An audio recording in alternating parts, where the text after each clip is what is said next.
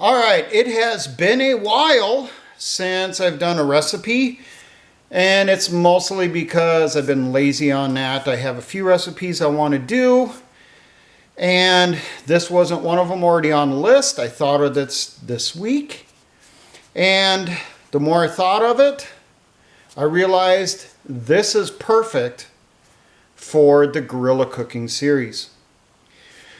So what am I going to be making? You obviously already know because you read the title. I'm going to be making Korean Budae Jjiggae, otherwise known as army base stew. Budae, army base, jjigae is soup or stew. Now this is supposed to be a little bit thicker, so it kind of gets classified as a casserole. It's really common in Korea. Really common in Korean restaurants here in the United States.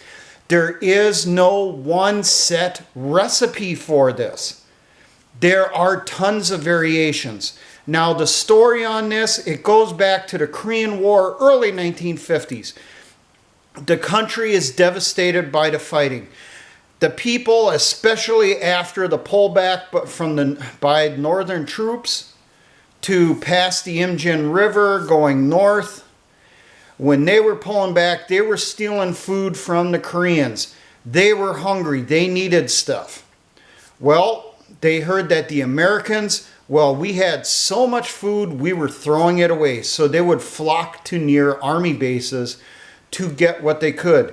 Whether it was eating our scraps out of trash cans, which is disgusting, but it happened, or trading for the GIs for stuff, or stealing it off the bases.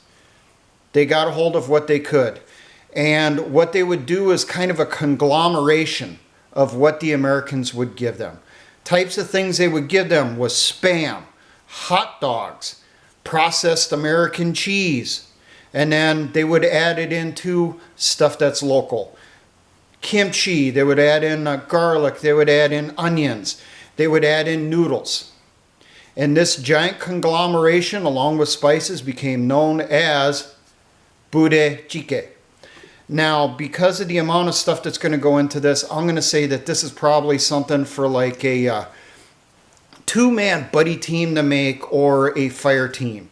If you're going to do it as squad or larger, just pair it up. Now, as I said, there is no one set recipe for this. It varies according to what you have. You can look up recipes for Budae Jjiggae on YouTube, or just a general Google search. You're going to get hundreds of variations. So, because it's going to be a team recipe, I pulled out Mountain Cook Set.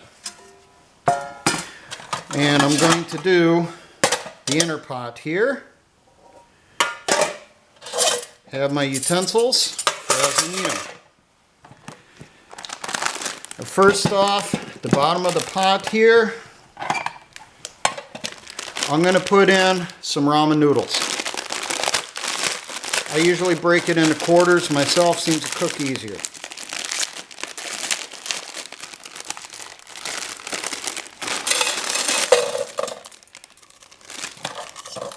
Keep the spice packets. 1 package of ramen. Now, you're going to need kimchi. 1 or 2 cans will do just fine. I'm going to go with about 1 can's worth. Got some this week. A little bit better quality than what's in that can. Roughly half a cup to a cup's worth of kimchi. Kimchi is spicy fermented cabbage. It's actually really good. You may think it's disgusting. It tastes really, really good. I try to get it whenever I can. Okay, next up here, Spam. A lot of the recipes will say only use 6 ounces worth for a large pot, larger than this. I'm just going to use a small can like this. This is a 7 ounce. Let's open it up. take your knife and then cut it whatever way you want. You want it in strips, you want it in slabs. It's what you prefer.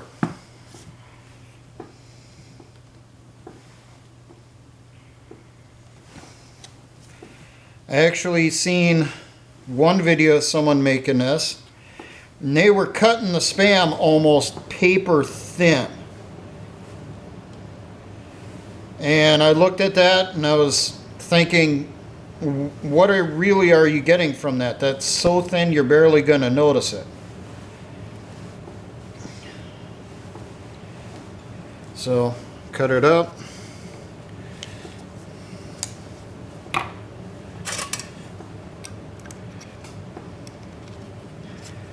One 7-ounce can.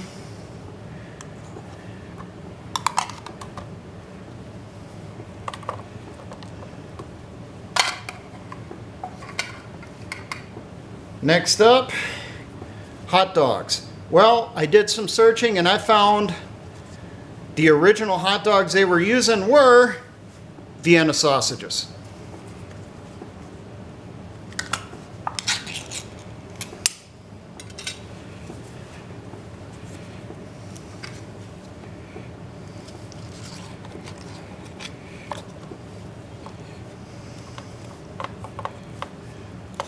If you want to bust them up, bust them up.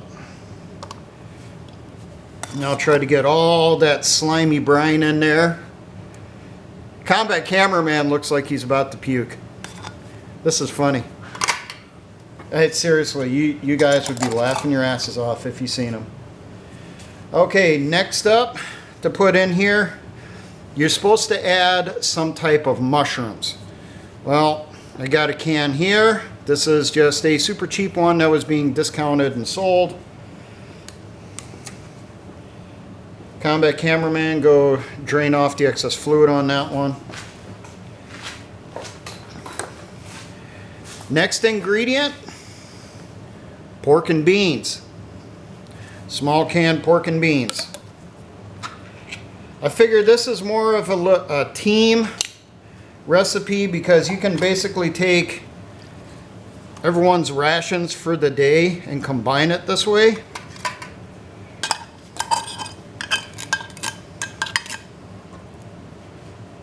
You can use beanie weenies if you want to, so that you could skip using the Vienna sausages if you want to make a smaller batch for a canteen cup. And just like a starving soldier or starving Korean, I'm trying to get every single thing out of the cans that I can. Thank you, combat cameraman. Some mushrooms. If you don't have mushrooms in the field, don't worry. The base of this recipe was you combined what you had. And another thing that you'll see in there is they say add additional veggies that you have on hand that are available. Two things that are normally put in here is sliced up onions, white onion and green onion. I'm going to be substituting minced for that. And also crushed up, cut up cloves of garlic. I'm going to be substituting garlic powder. So going with the adding whatever veggies you have, I'm going to toss in, let's say someone had a can of corn. Drain that for me, please. Yes, I know I could be pouring the fluids in there, but I'm just draining them for right now. So as soon as combat cameraman comes back, we will get that put in.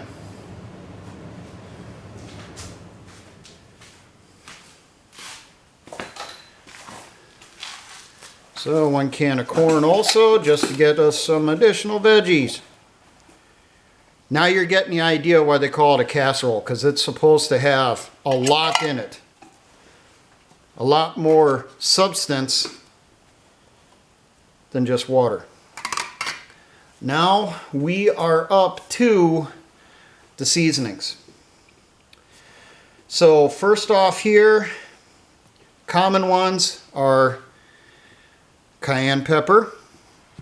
You're also supposed to add gochujang, spicy red pepper paste. I don't have that, so I kind of combined the cayenne pepper and that together in my little spice mix I put together here. Estimating, because of how much I'm making, I'm going to toss in 1 tablespoon of cayenne pepper.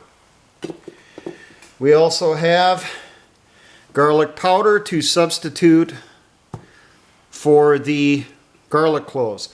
I'm estimating around 1 tablespoon. If you're not a big one into garlic, then go a teaspoon. And minced onion to take the place of the fresh onions.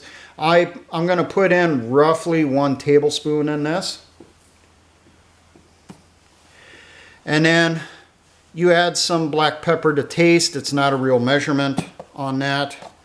So here's my spices I got already measured out.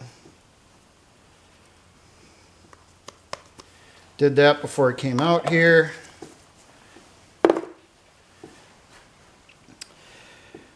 Next seasoning we're going to have is soy sauce. Soy sauce you're looking at between 2 teaspoons to 1 tablespoon. A tablespoon is 3 teaspoons.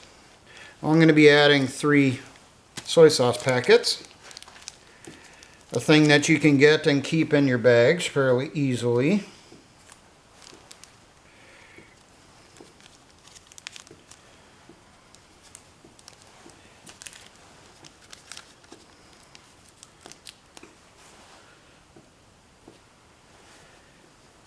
Great place to get the packets, Chinese restaurants.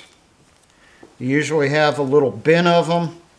You can grab as many as you want, just don't grab too many where they're going to complain.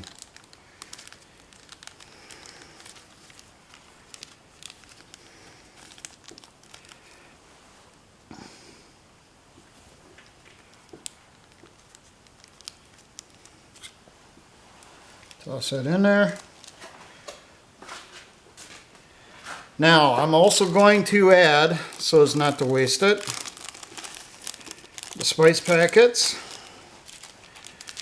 from the ramen.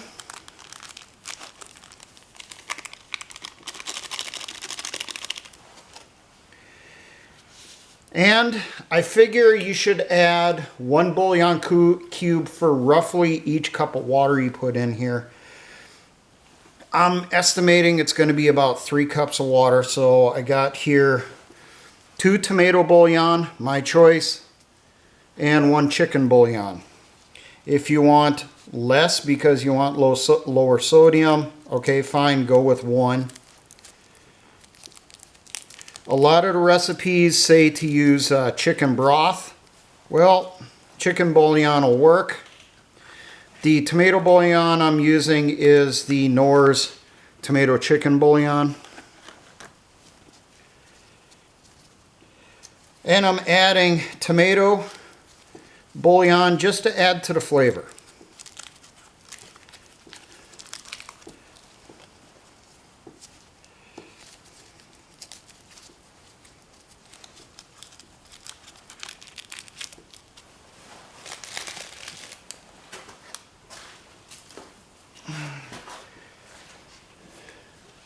Now, water.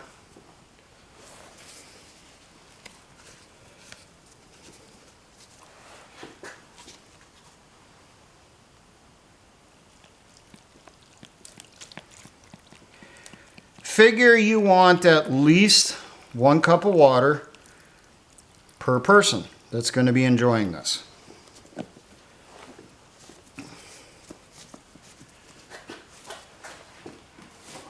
So now we're going to turn this up to high to simulate putting it over our fire. And we're going to let it cook. How long will it take? Well, it's going to depend on the heat source. This is a really old stove, so I don't know how long it's going to take to heat up. Sounds like it's heating up.